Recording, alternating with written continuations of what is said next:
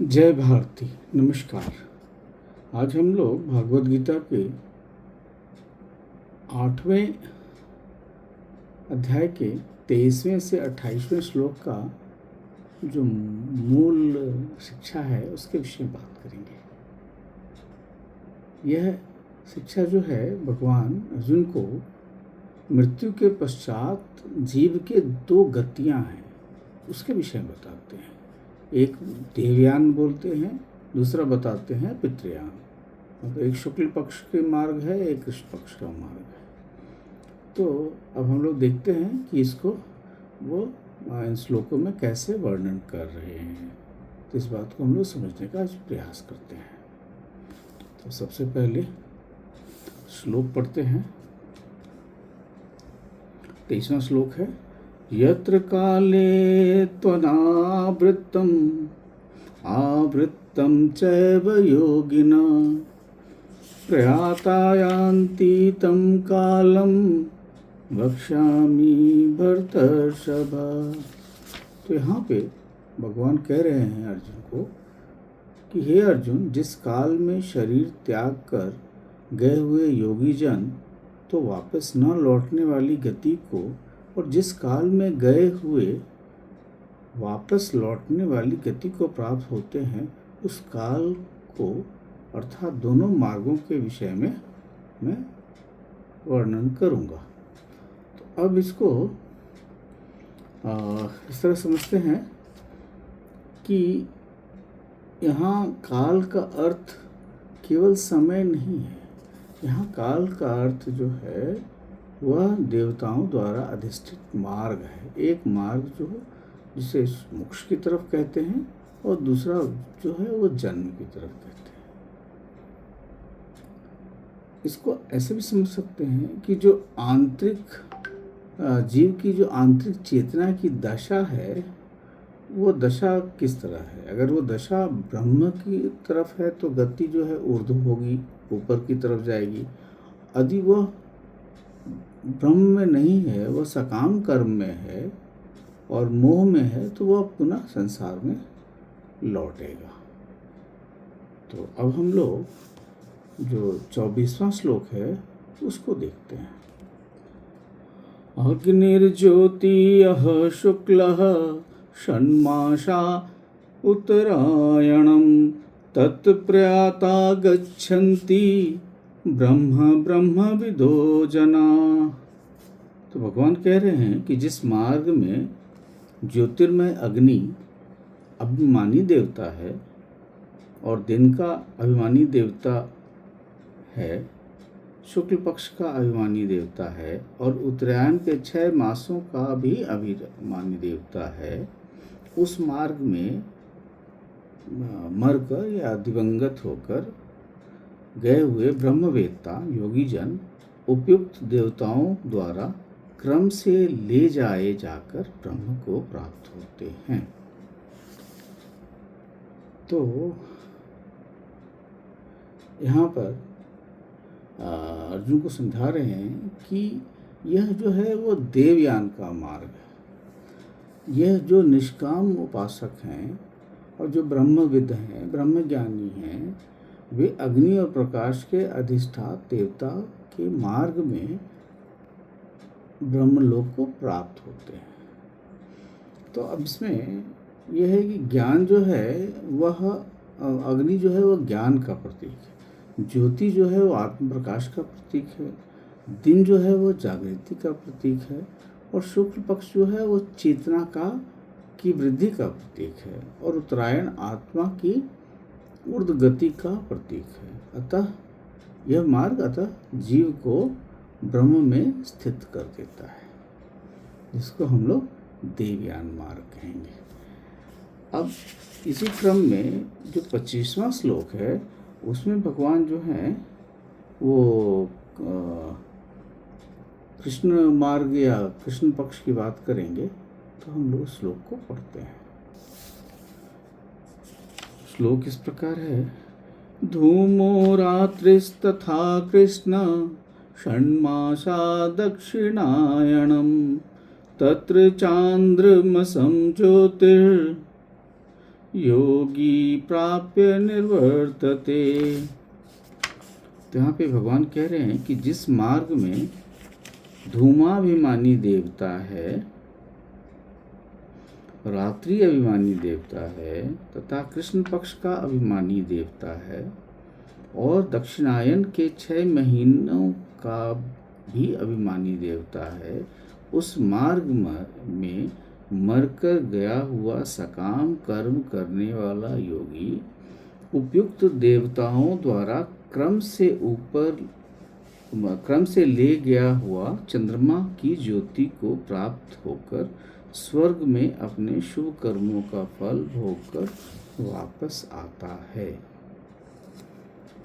तो ये जो मार्ग है, जिसको कृष्ण पक्ष की मार्ग कहेंगे, ये आप कह सकते हैं कि ये पितृयान का मार्ग है, मतलब पितृयान का मार्ग है। पहला वाला देवयान का मार्ग था और ये पितृयान का मार्ग है।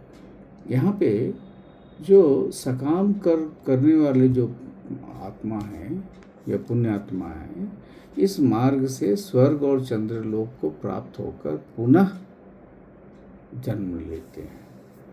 तो यहाँ जो धूम है वह अज्ञान का प्रतीक है, रात्रि जो है वह विस्मृति का प्रतीक है, कृष्ण पक्ष जो है वो चेतना के क्षय का प्रतीक है और दक्षिणायन अधोगति का प्रतीक है। मतलब देवायन ऊर्ध्वगति और दक्षिणायन अधोगति का प्रतीक है। यह मार्ग जो है वह अस्थायी सुख देता है परंतु मोक्ष नहीं देता है। तो अब हम लोग 26वें श्लोक को देखते हैं। श्लोक इस प्रकार है। शुक्ल पक्षे गति हेते जगतः शाश्वते मत एकया याति अन्नावृत्तम अन्यया आवर्तते पुनः। तो यहाँ भगवान कह रहे हैं कि जगत के जो ये 2 प्रकार के शुक्ल और कृष्ण अर्थात देवयान और पितृयान मार्ग से सनातन मार्ग जो है सनातन माने गए हैं। इनमें एक के द्वारा गया हुआ वह वापस नहीं लौटता है, जो शुक्ल पक्ष है, मतलब शुक्ल है और देवयान है जिसमें वापस नहीं लौटना पड़ता है। शुक्ल और देवयान को आप एक साथ ही जोड़ के देखेंगे और कृष्ण और पितृयान को एक साथ जोड़ के देखेंगे। तो जो देवयान है तो आपकी जो यात्रा है वो अधोगति की है चेतना का, और जो पितृयान है उसकी जो शुक्ल और देवयान है उसकी जो आत्मा की जो चेतना है, मतलब चेतना की जो गति है वो ऊर्ध्व गति है, मतलब ऊपर जाने की गति है और इसीलिए उसमें वापस नहीं लौटना पड़ता है। और जबकि जो कृष्ण और पितृयान मार्ग जो है इसमें चेतना की गति जो है वो अधोगति है, मतलब नीचे की तरफ है और इसीलिए क्षणिक जो भी समय है जो वो बिताकर वापस आना पड़ता है, क्योंकि ये जन्म और मृत्यु के चक्र में बने रहते हैं। तो इसको समझने के लिए इस तरह भी कह सकते हैं कि जो देवयान और पितृयान जो है दोनों ही वह सनातन माने गए, मतलब सृष्टि के आरंभ से ही चले आ रहे हैं। एक मोक्ष का मार्ग है, दूसरा पुनर्जन्म का मार्ग। जो देवयान है मोक्ष का मार्ग है और पितृयान जो है वह पुनर्जन्म का मार्ग। यहाँ पर एक और चीज़ है समझने के लिए कि जो शुक्ल है और कृष्ण है, जो शुक्ल है वो बाहरी दिशा से अधिक अंतःकरण की अवस्था है और जबकि जो कृष्ण है वह बाह्य जो है जो बाह्यकरण जो है वह उसकी अवस्था का है, जिसमें अधिकतर वो जैसे फल की आसक्ति हो गई, वासना हो गया, यह इसके विषय का है, और यह जो मार्ग है ये कृष्ण मार्ग कहलाता है। जबकि जो शुक्ल है और जो देवयान है वह ज्ञान युक्त है, और वो इसमें चेतना जो है ऊर्ध्व गति है, तो वो शुक्ल मार्ग कहलाता है। अब इसी तरीके से 27वें श्लोक में हम लोग चलते हैं। तो 27वां श्लोक इस प्रकार है, नैते श्रुति पार्थ जानन् योगी मुह्यते कश्चन तस्मात् सर्वेषु कालेषु योग युक्तो भवार्जुन। तो यहाँ पे अर्जुन को कह रहे हैं कि जो इन दोनों मार्ग को तत्व से जानकर कोई भी योगी जो है मोहित नहीं होता। इस कारण हे अर्जुन, तू सब काल में समबुद्धि रूप योग से युक्त हो और निरंतर मेरी प्राप्ति के लिए साधन करने वाला हो। तो यहाँ पे भगवान जो है अर्जुन को समझा रहे हैं कि जो साधक इन दोनों गतियों की, जो गतियों का जो तत्व है उसके विषय में जान लेता है, तो वह कर्म फल और स्वर्ग आदि के आसक्त नहीं होता। इसको इस तरह भी समझा जा सकता है कि यहाँ भगवान जो है अर्जुन को केवल मृत्यु के बारे में नहीं बता रहे हैं, परंतु सदैव योग में स्थित रहने के लिए उनसे का उपदेश दे रहे हैं कि तुम समबुद्धि रूप योग से युक्त होकर, मतलब समबुद्धि जिसमें राग द्वेष से अलग बुद्धि। तो यह मोक्ष अंतिम क्षण की घटना नहीं है, परंतु संपूर्ण जीवन ही ऐसा है कि केवल अंतिम अवस्था में, पूरे जीवन में ही आपको समबुद्धि रखना है या समभाव रखना है, जिसमें राग द्वेष से परे, निष्काम। तो भी अब 28वें श्लोक में देखते हैं। 28वां, वेदेषु यज्ञेषु तपस्सु चैव दानेषु यत् पुण्यफलं प्रतिष्ठम् हत्येति सर्वमिदं विदित्वा योगी परम स्थानुमपैति चाद्यम।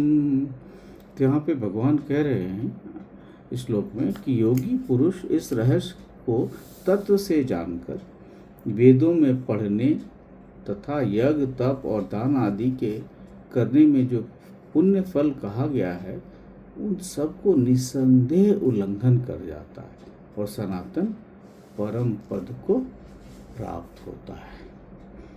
तो यहाँ भगवान कह रहे हैं कि निष्काम भाव से, जो समबुद्धि भाव है, उससे भगवान का स्मरण करने वाला योगी समस्त वैदिक पुण्यों में भी श्रेष्ठ पद प्राप्त करता है। तो यहाँ पे इसको ये भी समझना है कि जो वेद विहित कर्म हैं केवल स्वर्ग और पुण्य के लिए हैं, तो वो तो सीमित फल ही देंगे, किंतु ब्रह्म ज्ञान जो है, भगवत भक्ति जो है, वो जीव को परम सत्य तक पहुंचा देगी। तो यही है कि भगवान कृष्ण यहाँ हमें 23वें से 28वें श्लोक में ये समझाते हैं कि मृत्यु केवल शरीर का अंत नहीं है, परंतु चेतना की दिशा का परिणाम है, जिसका जीवन प्रकाश, ज्ञान, निष्कामता या ईश्वर समर्पण में बीतता है, उसी गति शुक्ल होती है या देवयान होती है। और जो केवल भोग, फल, अहंकार में बंधा रहता है, वह पुनः संसार चक्र में लौट आता है और उसकी गति कृष्ण होती है या पितृयान होती है। तो भगवान इसलिए कह रहे हैं कि इसलिए तुम हमेशा ही निष्काम भाव में रहो। तो आज इस बात को ही विराम देते हैं। ये थोड़ा कॉम्प्लेक्स है, परंतु इसमें बार बार चिंतन मनन करने की आवश्यकता है। इन जो श्लोक है 23वें से 28वें तक। तो नमस्कार, जय भारती।